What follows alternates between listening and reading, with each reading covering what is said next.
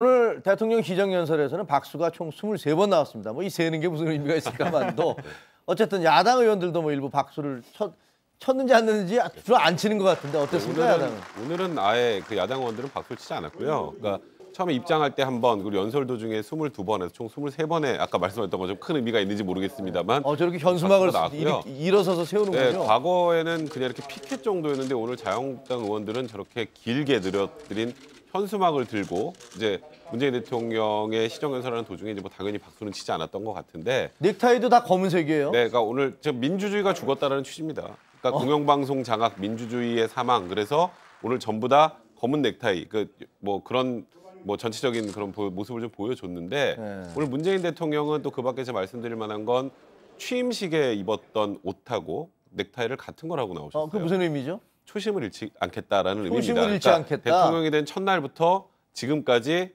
내 대통령 자리를 지키는 뭐 그런 곳에 연연하는 것이 아니라 초심을 잃지 않고 촛불 민심을 받들어서 나라를 개혁해 나가겠다는 그런 모습을 좀 보여줬다, 이렇게 평가할 수 있을 것 같습니다. 그렇군요. 자, 지금 들으신 대로 야당 의원들은 뭐 검은색 옷에 검은색 넥타이에 그리고 또 근조라고 쓰인 뭐죠 이거 리본까지 달기도 했고, 그다음에 조금 아까 보신 대로 이렇게 플래카드를 쫙 걸쳐놓고 그다음에 뭐 항의를 했는데, 자, 연설이 끝난 다음에 대통령이 모두의 허를 찌르는 그런 행동을 했습니다. 중앙 통로가 아닌 자유한국당 의원들이 있는 통로 쪽으로 지금 보시죠, 저 오른쪽에 화면에 현수막 들고 악수를 하고 계십니다. 저 좀 설명을 해줘. 어떻게 된 거예요? 그러니까 애당초에 중앙 통로로 들어오게 되면 여당 의원들이 맞게 되고 자유한국당 의원들이 항의를 하고 있었기 때문에 문재인 대통령이 저쪽 통로를 향해서 갈 거라고는 아무도 예측을 못했던 것 같습니다. 근데 그쪽으로 퇴장하는 과정을 지나다 보니까 앞서 현수막을 들고 있던 김도읍 의원 같은 경우는 놀라서 또 대통령이 와서 악수를 청하니까 한쪽 손으로는 현수막에 문재인 대통령이 비판한 현수막을 들고 한쪽 손으로는 문재인 대통령과 악수를 하게 되는 모습을 연출이 됐던 건데요. 한 손 악수. 네.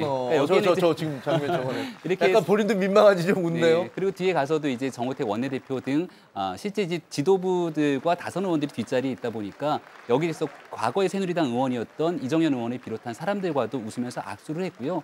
사실 이제 문재인 대통령이 이 내년도 예산을 앞두고 있는 첫 번째 시정연설이라고 봐도 무방하기 때문에 지난번 연설은 추경에 대한 연설이었고, 그러니까 오늘 같은 자리에서는 대통령의 연설은 연설대로 받아들이고 또 여기에 대한 항의는 항의대로 다른 퍼포먼스를 할 수 있을 건데 본회의장에서 현수막까지 들고 퍼포먼스를 벌인 것들에 대한 약간의 좀 비판의 여론이 있는 상황인 것 같습니다.